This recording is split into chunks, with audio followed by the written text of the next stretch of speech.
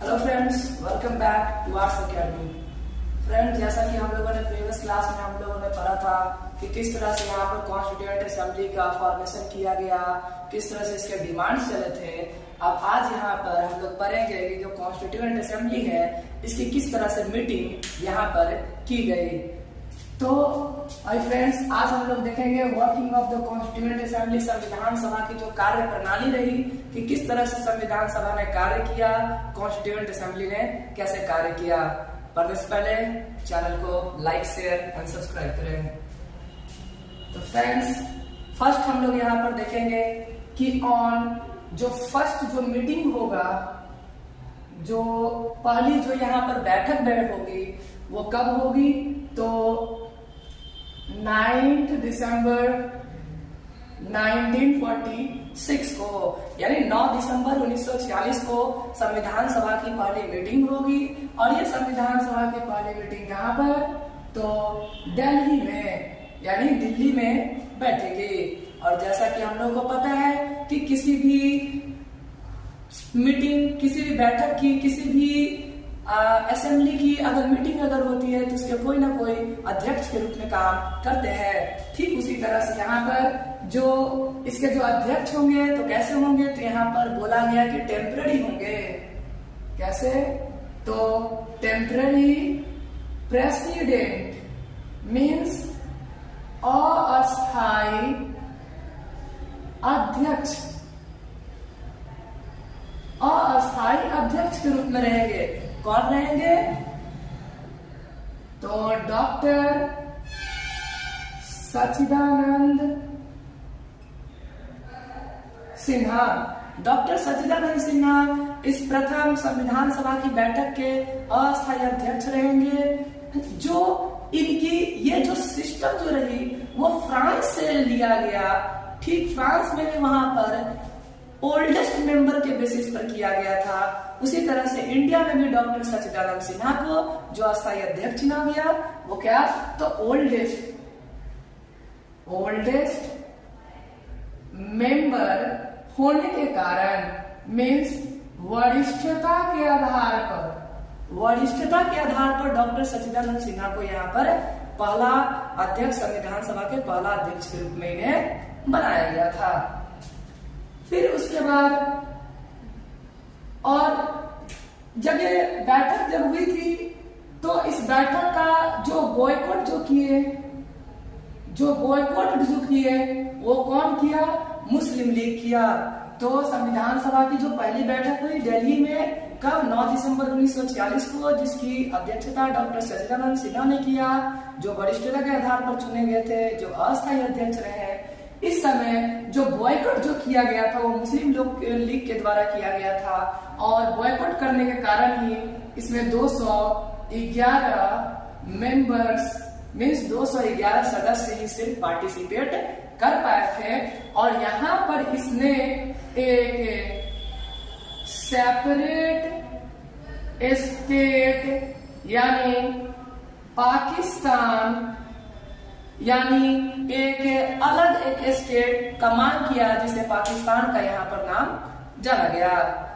तो इसमें यही कहा गया कि मुस्लिम लीग ने फर्स्ट मीटिंग में यहाँ जो 9 दिसंबर 1946 को हुआ था, जिसमें इसने बॉयकॉट किया, जिस कारण से सिर्फ 211 मेंबर सिर्फ पार्टिसिपेट कर पाए थे। और यहाँ पर मुस्लिम लीग ने सेपरेट स्टेट पाकिस्तान की मांग किया। अब है फ्रेंड्स की फर्स्ट मीटिंग के बाद अब यहाँ पर सेकेंड मीटिंग देखने को मिलेगी। और इस सेकेंड मीटिंग में कुछ चेंजमेंट्स आएंगी। बोला गया कि यहाँ पर सेकेंड मीटिंग होगा, दूसरी बैठक होगी किसकी, तो संविधान सभा की। और जो दूसरी बैठक होगी वो होगा कब, तो 11 दिसंबर 1946 को, यानी 11 दिसंबर 1946 को संविधान सभा की दूसरी बैठक होगी, जिसमें इसकी जो अध्यक्षता जो करेंगे वो डॉक्टर राजेंद्र प्रसाद करेंगे, जो कैसे होंगे, तो परमानेंट होंगे। परमानेंट प्रेसिडेंट यानी अस्थाई अध्यक्ष, अस्थाई अध्यक्ष के रूप में यहाँ पर जिन्हें इलेक्ट किया गया संविधान सभा के द्वारा, जिन्हें चुना गया, वो कौन होंगे? तो वो होंगे डॉक्टर राजेंद्र प्रसाद। और इसमें 2 वाइस प्रेसिडेंट यानी 2 उपाध्यक्ष के रूप में भी चुना गया। वो कौन रहे? तो रहे HC. Mukherjee and VT. Krishnamachari. तो my friends, second constituent assembly की जब बैठक हुई, जब द्वितीय यहाँ पर संविधान सभा की जब बैठक हुई, तो इस दूसरे संविधान सभा की बैठक में जो इसकी अध्यक्षता की है डॉक्टर राजेंद्र प्रसाद की है, और ये कॉन्स्टिट्यूएंट असेंबली के द्वारा इलेक्टेड रहे हैं, जिन्हें परमानेंट यानी अस्थायी सदस्य के रूप में चुना गया। और साथ ही 2 वाइस प्रेसिडेंट यानी 2 उपाध्यक्ष के रूप में भी चुना गया था, और वो कौन रहे? एच.सी. मुखर्जी और वी.टी. कृष्णमाचारी रहे। उसके बाद माय फ्रेंड्स, अगली बार यहाँ पर अब एक हिस्टोरिकल एक मूवमेंट यहाँ पर पास किया गया, जिस हिस्टोरिक मूवमेंट को हम लोग यहाँ पर क्या कहें? तो ऑब्जेक्टिव रिजोल्यूशन के नाम से जाने। तो नेक्स्ट टॉपिक जो है वो है ऑब्जेक्टिव रिजोल्यूशन, मीन्स उद्देश्य प्रस्ताव।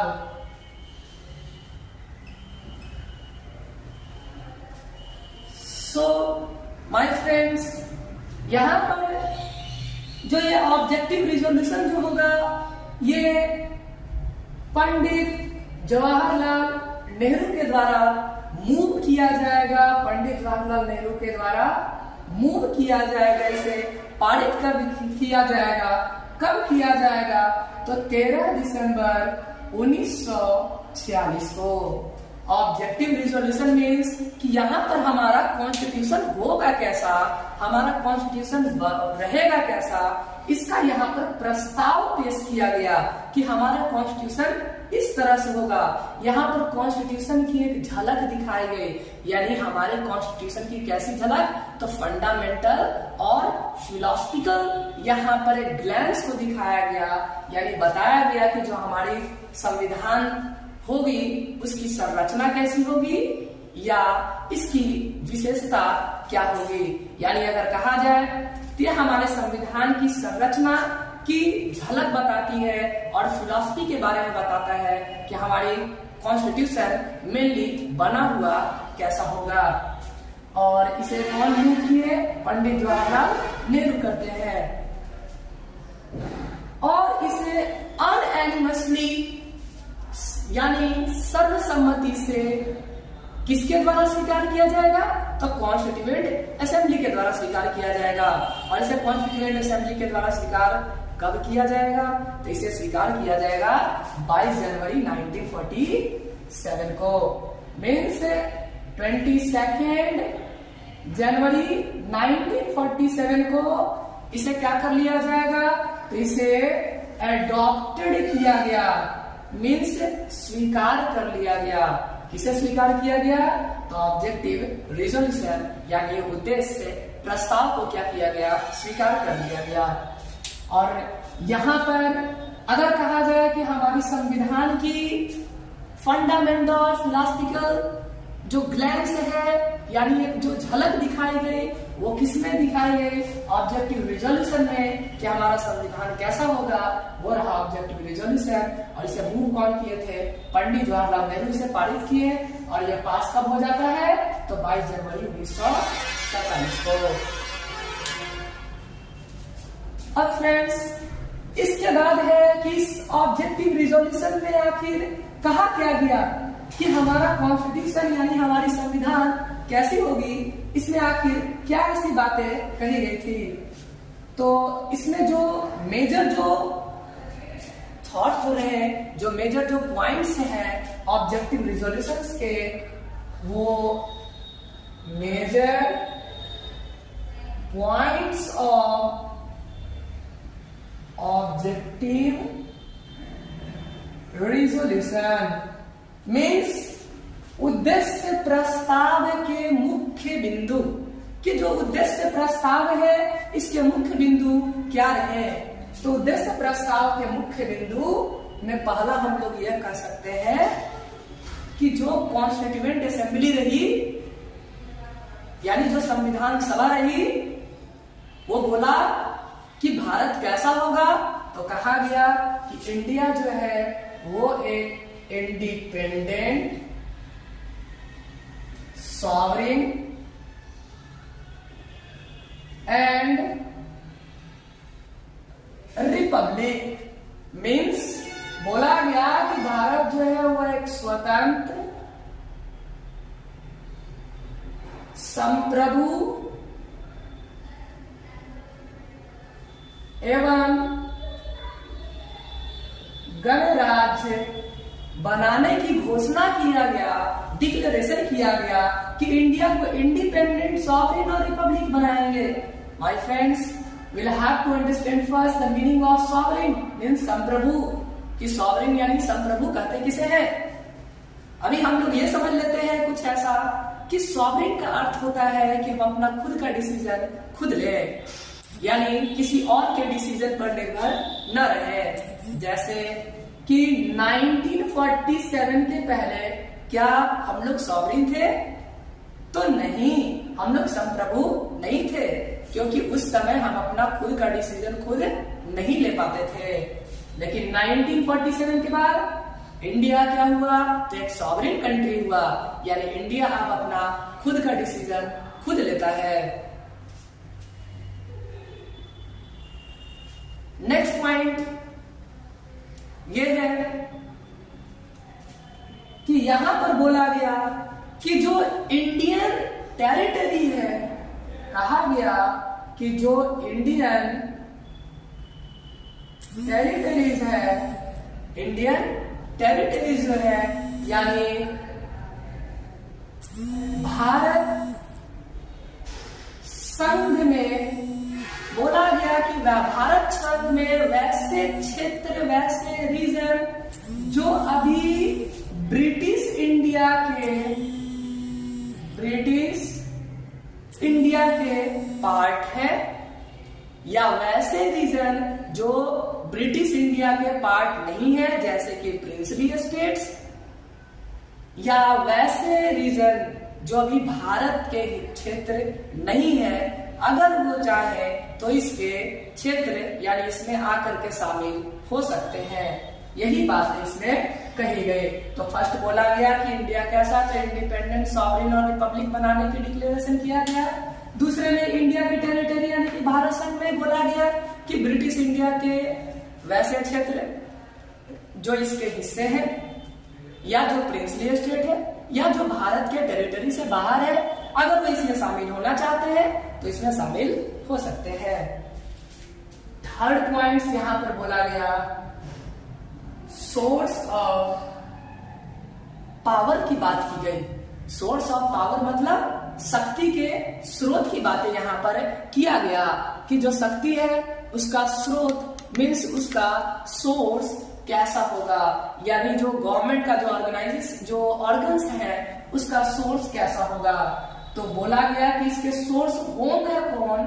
तो बोला गया कि पीपल यानी लोग, यानी भारत में शक्ति का जो स्रोत होगा वो कौन होगा? तो भारत के लोग होंगे। इसीलिए जब भी हम लोग प्रियम्बल की जब शुरुआत करते हैं तो क्या कहा जाता है? We the people of India. यानी इससे क्या पता चला कि जो ऑब्जेक्टिव रिजोल्यूशन, जो उद्देश्य प्रस्ताव है, यही भविष्य में आगे जाकर इंडिया का प्रियम्बल यानी कि इंडिया का क्या तो प्रस्तावना बनेगी। नेक्स्ट पॉइंट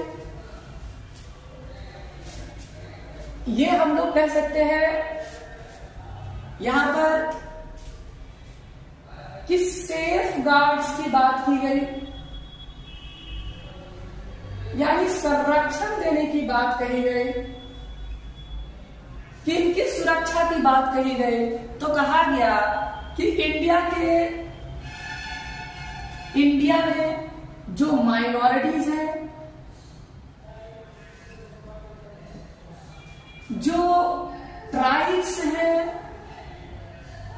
या जो बैकवर्ड क्लासेस हैं, मीन्स कि जो अल्पसंख्यक है, अल्पसंख्यक है, जो कबायली है, या जो पिछड़े वर्ग है,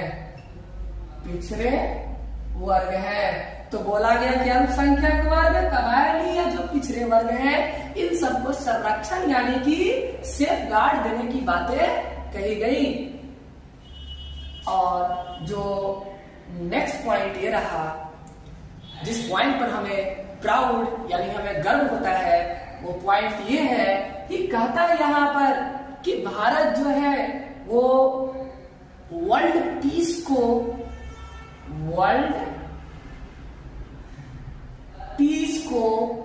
और welfare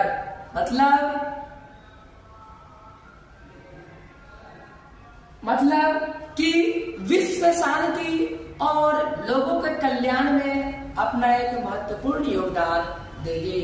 so now my friends, I repeat once again कि किस तरह से यहाँ पर जो ऑब्जेक्टिव रिजोल्यूशन है वो पास किया गया पंडित जवाहरलाल नेहरू के द्वारा, और यही रिजोल्यूशन आगे जाकर के इंडिया का प्रियम्बल यानी कि प्रस्तावना कहलाएगी। सो नेक्स्ट इसमें जो बातें जो कही गई माय फ्रेंड्स, वो है जस्टिस की बातें कही गई कि भारत को लोगों को 3 प्रकार की न्याय दी जाएगी, और वो 3 प्रकार की जो जस्टिस होगी वो रहेगा कौन सा? तो बोला गया कि पॉलिटिकल मीन्स राजनीतिक न्याय की बातें कही गई। सेकेंड इज इकोनॉमिक मीन्स आर्थिक न्याय की बातें कही गई, और थर्ड है सोशल मीन्स सामाजिक न्याय की बातें यहाँ पर कही गई। बोला गया है कि भारत के लोगों को 3 तरह का जस्टिस यानी 3 तरह के न्याय दिए जाएंगे, और वो 3 तरह के न्याय कौन से होंगे? तो बोला गया पॉलिटिकल राजनीतिक, इकोनॉमिक आर्थिक, और बोला गया सोशल यानी सामाजिक न्याय की यहाँ पर बातें कही गई। So friends, I hope these all points should be clear. So now it's enough for today's, और चैनल को लाइक शेयर और सब्सक्राइब करना न भूलें। Thank you.